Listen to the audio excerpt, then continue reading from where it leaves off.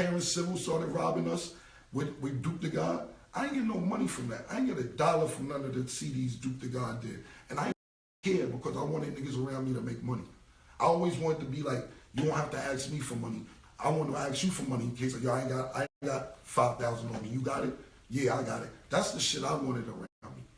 So when he say, yo, I got mad when Ballin' coming out, I'm the one who been fighting for you to be a rapper when you didn't even know how to rap. I'm like, damn, man, why would I hate on Ballin'? I don't understand that. I'm the one telling Funk Master Flex this nigga can rap. I'm the one having fucking arguments with Dame Dash saying this nigga gonna be a rapper. I'm the one motherfucker telling everybody Jim Jones is gonna be a rapper. Nobody believed me. So when Ballin' came out, the nigga had a smash. He had a smash. It was dope. So cool. Now I'm gonna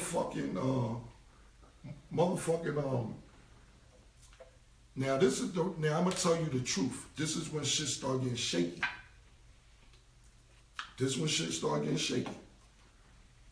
I always keep in the back of my mind, he was like, yo, let's start a beef. So I never, I didn't feed into it, but I kept it in the back of my mind.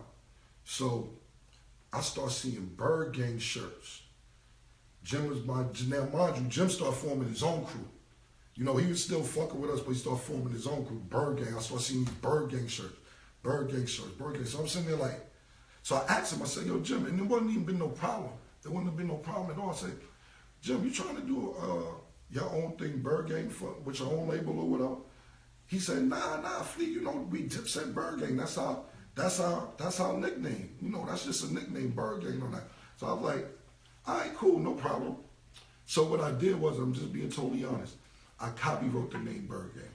Because I'm like, if you're not trying to do nothing shiesty or trying to start a beef or separate yourself, it shouldn't matter if I got it. What's the big deal? I'll just hold it and put it to the side. Since you're not doing nothing, since you don't want to, you're not doing your own thing. If you was, he could have told me that. I wouldn't have no problem with that. I wouldn't have been hating. Look, if you want to branch over and do your own thing, that's not a problem. But you told me you wasn't. So I was like, I'll put it to the side. So now, cool, whatever. We started, I'm just telling the music portion of it, but I don't get to all the America's Most Wanted and all this other shit. This time we back lit. It's back on? Yeah, it's back on. Cool. I think it said America's Most Wanted. Yeah, I'm going to get to all the Fight at Rucker Park. I'm going to get to this America's Most Wanted shit. I'm going to get to all that. I just want to get to the music part. Talking about take your time, please. Yeah, because now it's taking his time. Y'all was just rushing him. Right. Yeah, because the thing is,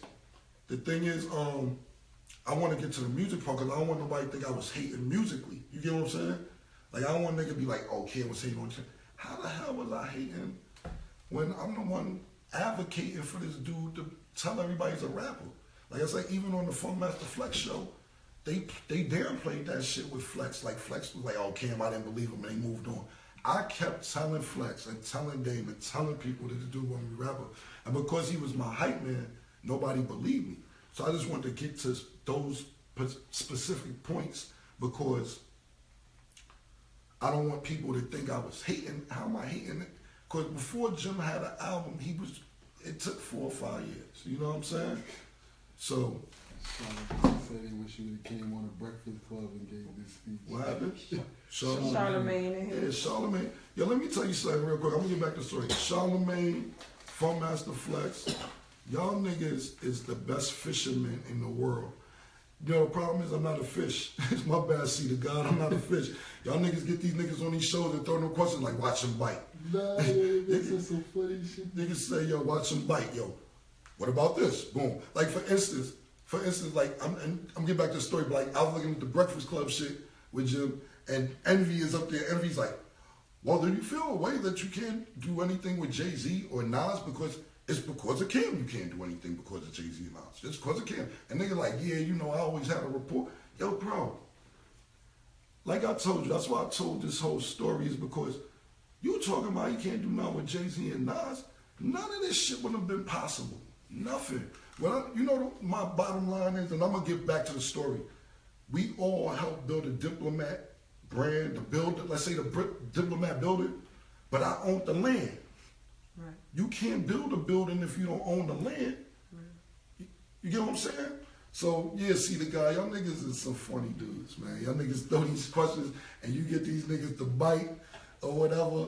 You can't get me to bite, bro. That's why I did this shit myself. Who else did this shit on live, my nigga? I'm not for that. And you my man. We see the whole I'm a big fan of Breakfast Club.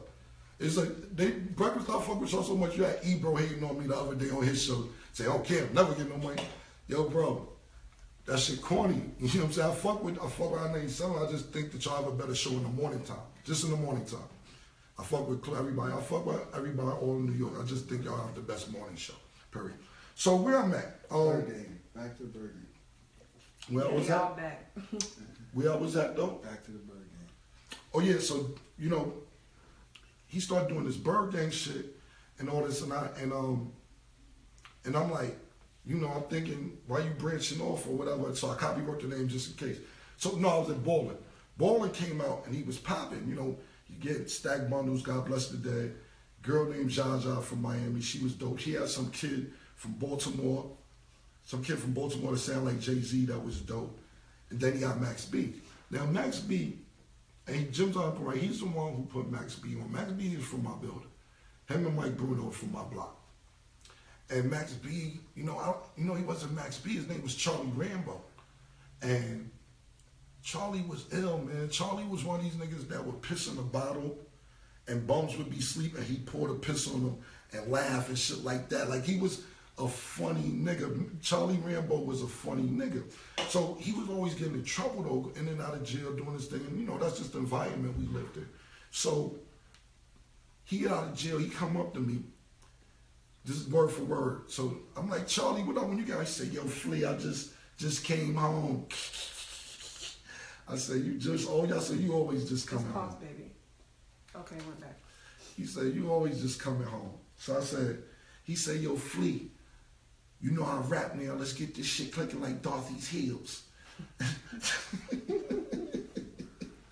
I said, yo, I laughed like that because I couldn't take him seriously. Because this is my man, he from my building. I'm like, you rap now, Max? I mean, Charlie, he like, yeah, my name is Bigger Valley. I said, Bigger Valley? He said, I'm Biggie and Tupac mixed in one. But I'm laughing again because, like I said, I know this dude from my building. And, you know, I couldn't really take Max serious because I didn't see the potential because, you know, I'm not God. I don't always catch every artist and be like, oh, how you missed this nigga? I just didn't see it because I fuck with him. And I didn't hear him rap at that time. I never heard him rap. So I guess Jim, some type of way, got with Max. I don't know how Mike Bruno got with Jim and they got together. So Jim called me like, yo, I'm gonna fuck with Max B. And I was like, yo, go ahead, do your thing. I didn't know it would be this type of situation. I'm just being totally honest. I didn't know. So, you know, even when they start beefing niggas from my block, like, how the fuck you let that go down, Cam? And I'm like, yo, cut this shit. You ain't know Charlie was gonna be this good. Cut it out. You ain't know Charlie was gonna be this fucking good.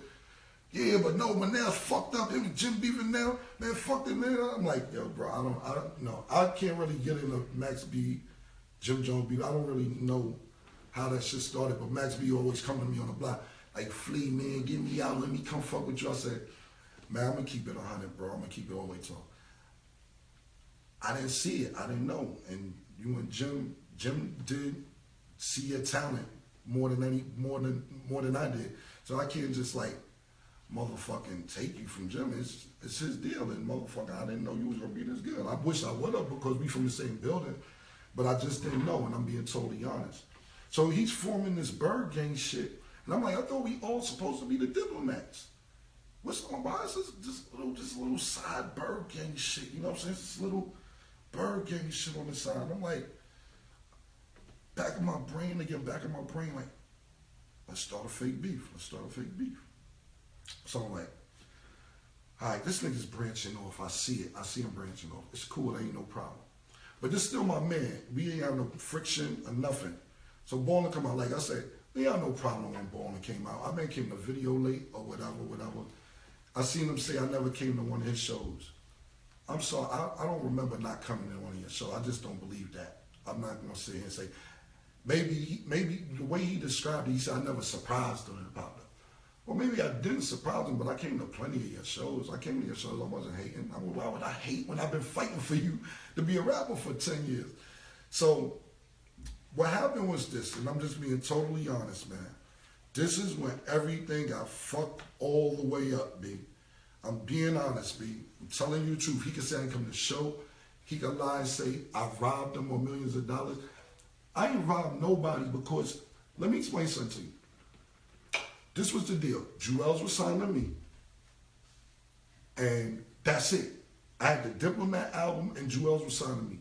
That's it. I had no paperwork with J.R. Ryder. I had no paperwork with Hal Relder, my niggas. Them niggas with the baby gram and did their own deal, and that was cool. They could use the bird, fuck it. It's all good. Jim, never had no paperwork with Jim, so how did I rob him?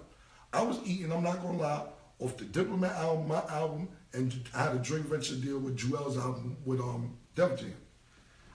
Cool. So what I was saying is we got the Diplomat brand. I seen niggas get $100 million checks, so Rockefeller, we shooting an old boy video. Kevin Lyles and Leo Cohen, these dudes came and presented Rockefeller, Dame Dash Biggs, and Jay-Z with a check for $125 million. I don't know how much Irvin, Murder Inc. got. They was getting some mad bread over there. Rough Riders had just caught a D. Shout out to D for Rough Riders. He caught a wild check over there. And I'm like, yo, when I seen them niggas cash out for $125 million, I'm like, we got to keep grinding. We got to.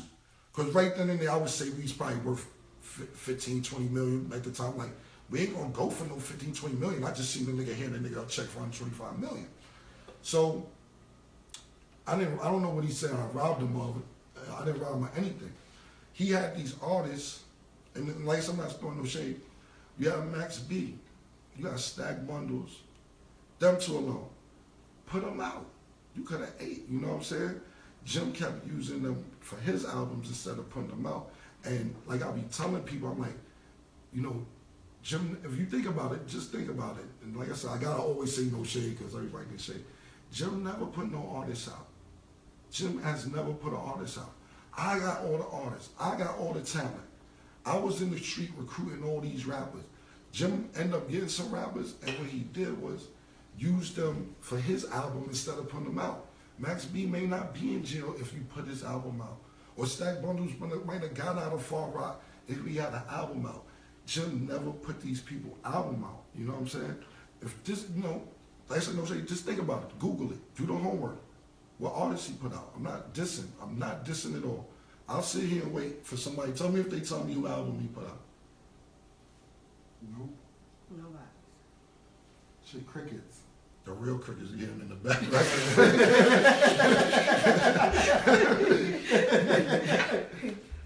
Because, yeah. They asked if Ricky never mentioned. Okay, yeah.